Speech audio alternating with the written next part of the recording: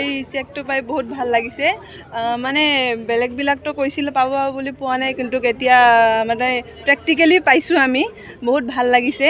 মতলব এতিয়া আমিতো সকলো ষ্টুডেণ্ট হয়, এডমিশ্যন কৰা সময় আহিছে। এতিয়া এডমিশ্যন কৰিবলৈ বহুত সুবিধা হ'ল এইটো পাই। এইটোৱে মোৰ কথাষাৰ ইয়াতে সমাপ্ত কৰিলোঁ। Thank you.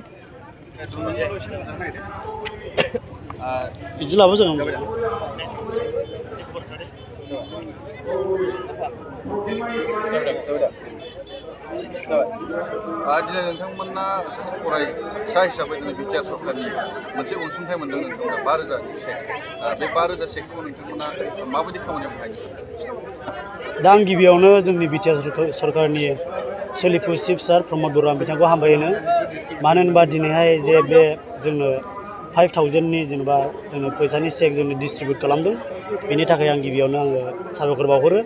दिनै जों बे फैसाखौ लानानै जे जोंनि माखासे फैगोन माखासे जोंनि कलेजनि बा स्कुलनि एडमिशन, जेनेबा जोंनि फरायनायफ्राव गोनांथि जानाय ड्रेस बायनाय, माबा माबि खाथा कलम बायनाय, बेफोरबायदियाव जोङो इनभेस्ट खालामगोन आरो बा बाहायनो सानदों आरो।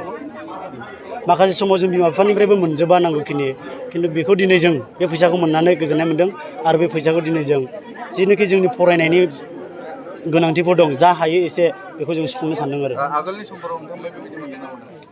आगोलनि समफ्राव जेनेबा आं बुंनो थाङो, सिगांनि समावथ' जों बेबायदि मोनफेराखैमोन, आरो आं दिनै गिबि खेब मोन्दों आरो आंनि आखाइजों।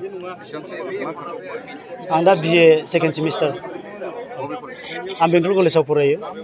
आंनि मुङा लक्ष्मर बसुमतारी। बिटिआर सरकार की तरफ से आप लोग जो 5,000 का जो चेक मिला, धन्यवाद। सबसे पहले मैं हमारे चीफ एग्जीक्यूटिव मिनिस्टर सर प्रमोद बोरो को बहुत आभारी हूँ उनके लिए। वो एक अच्छा इनिशिएटिव लिया है, मतलब एक स्टूडेंट को हेल्प करने के लिए, किसी एक मतलब फाइनेंशियली हेल्प करने के लिए एक अच्छा इनिशिएटिव है हमारे गवर्नमेंट की तरफ से।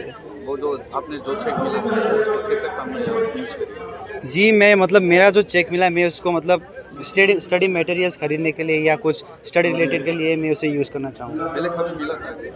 पहले मिला था, मतलब जब HSLC पास किया था तब असम गवर्नमेंट की तरफ से मिला था।